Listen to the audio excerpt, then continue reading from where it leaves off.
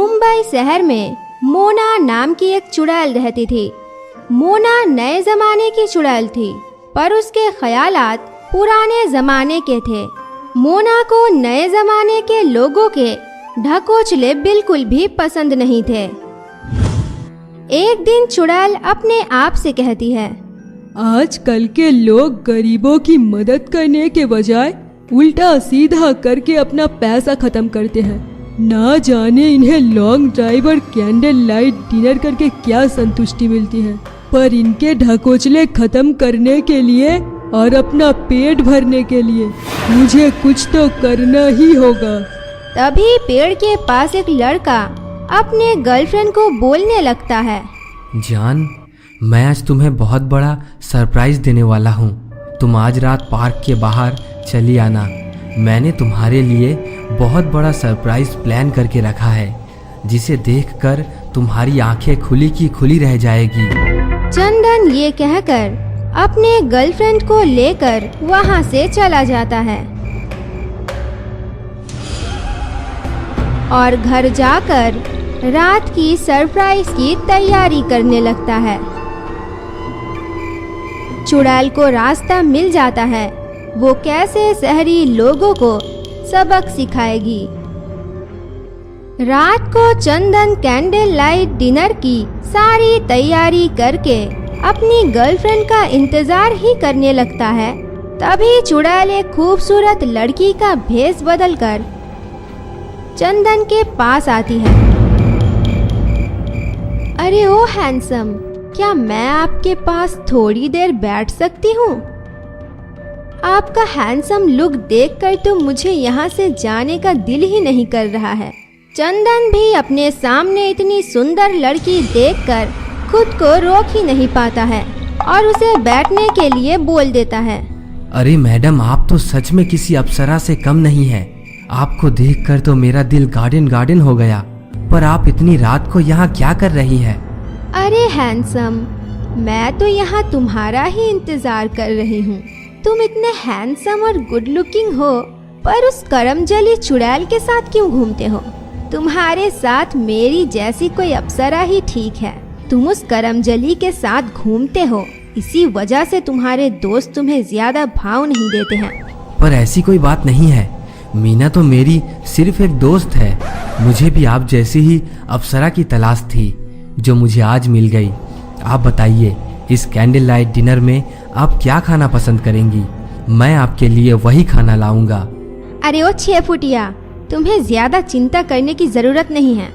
मुझे जो खाना ज्यादा पसंद है वो मेरे सामने ही बैठा हुआ है, इसलिए तुम्हें ज्यादा तकलीफ करने की कोई जरूरत नहीं है। अरे ओ सुंदरी, तुम क्या कहना चाहती हो? मुझे तो तुम्हारी बात खुद समझ नहीं आ रही। सही से बताओ, तुम क्या खाना चाहती हो?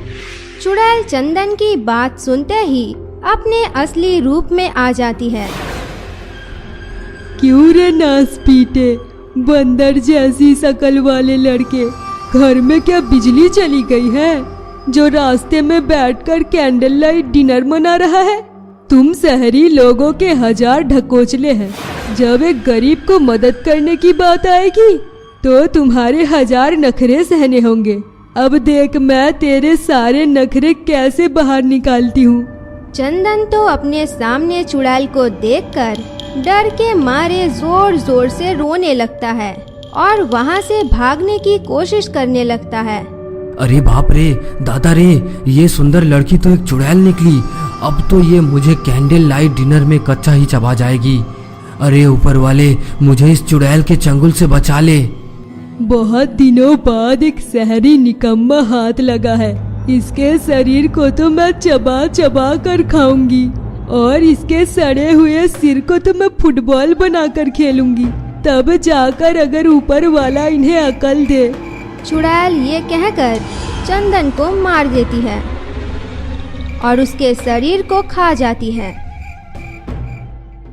चुड़ैल इसी तरह हर रोज किसी न किसी शहरी लड़कों को अपना शिकार बनाती है।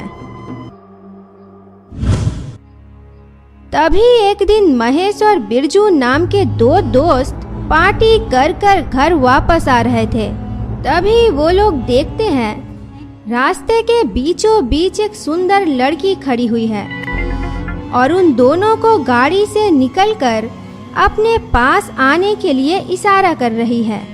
महेश तो सुंदर लड़की को देखते ही खुशी से पागल हो जाता है और अपने दोस्त बिरजू से कहने लगता है, अरे भाई बिरजू, सच में आज तो हमारी लॉटरी लग गई।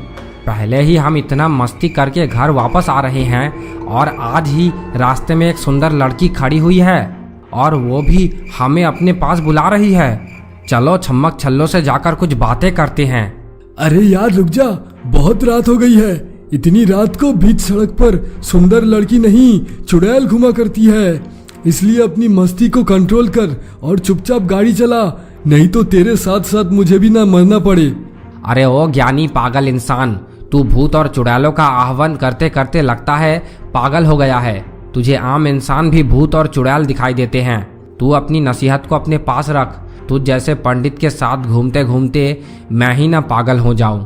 महेश ये कहकर बिरजू को गाड़ी से निकाल देता है और उस सुंदर लड़की के पास जाने लगता है।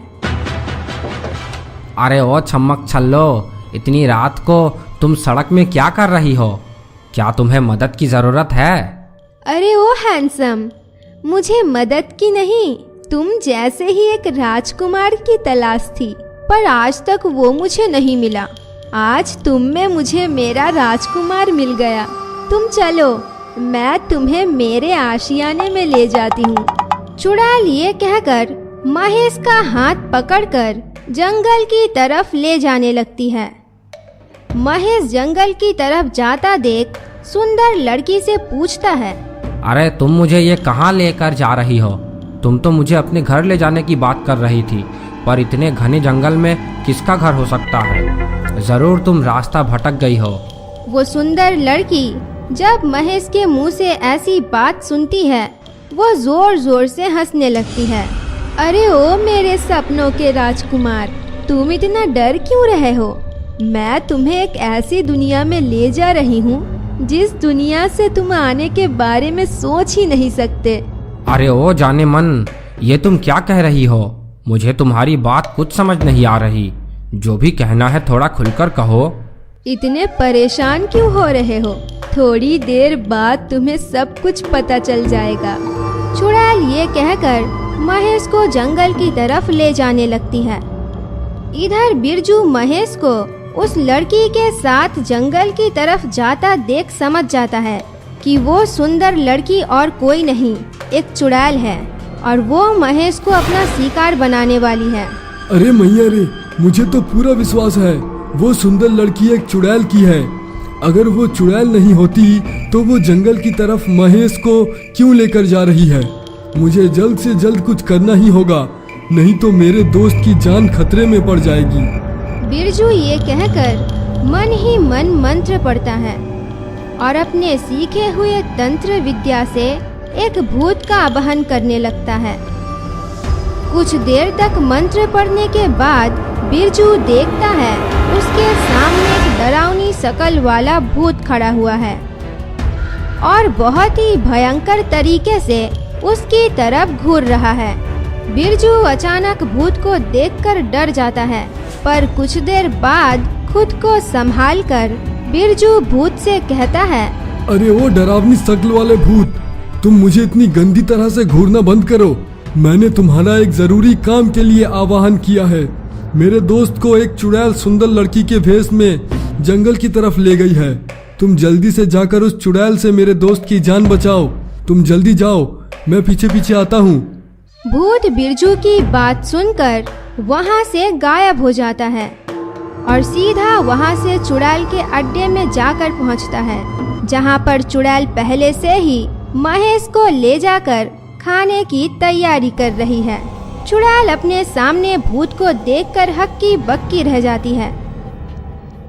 अरे ओ करम जले भूत, तुझे यहाँ पर क्या काम है? तू क्या मेरे भोजन पर हक जमाने आया है? अगर ऐसा सोचकर तू यहाँ आया है तो चुपचाप यहाँ से चला जा। शहरी लोगों को मार के मैं दुनिया से गरीबी दूर करना चाहती हूँ। अरे ओ छम्मक छल्लो, मैं तुम्हारे भोजन में हक जमाने नहीं आया हूँ। मैं तुम्हें लेने आया हूँ। जब से तुमको देखा है मैं पागल सा हो गया हूँ। मेरे पैर जमीन में पड़ते ही नहीं है। तुम क्यों इन शहरी लोगों के पीछे पड़ी हुई हो? उन्हें जो करना है उनकी मर्जी। उन्हें मार के तुम उनकी ढकोसले कम नहीं कर सकती। इसलिए उनकी बात छोड़ो और चलो मेरे साथ। मैं तुम्हें दुनिया की सैर कराना चाहता हूँ और तुम्हारे साथ कैंडल लाइट डिनर और लॉन्ग ड्राइव पर भी जाना चाहता हूँ। चुड़ैल भूत के मुंह से इतनी रोमांटिक बातें सुनकर बहुत शर्मा जाती है और महेश को वहां पर छोड़कर भूत के साथ चली जाती है। इधर महेश उस सुंदर लड़की को चुड़ैल बनता देख और चुड़ैल और भूत की लव स्टोरी को देखकर हक्का बक्का रह जाता है। तभी वहां पर बिरजू आ जाता है। महेश बिरजू को देखकर बोलने लगता है, यार तुम ठीक ही कह रहे थे।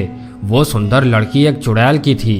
वो मुझे मारने ही वाली थी, पर मौके पर एक डरावनी शक्ल वाला भूत वहां पर आ गया और उस चुड़ैल को लेकर यहाँ से चला गया, नहीं तो मेरी अर्थी उठ जाती। भाई इस भूत का आवाहन मैंने ही किया था तुझे बचाने के लिए। यार मैं तुझे हर बार कहता हूँ सुंदर लड़की के चक्कर में नहीं पड़। अगर मैं सही वक्त पर उस भूत को नहीं बुलाता तो तेरी सचमुच अर्थी उठ जाती। हाँ यार तुम एकदम ठीक कह रहे हो। मैं अब कभी भी लड़कियों के चक्कर में नहीं पड़ूंगा।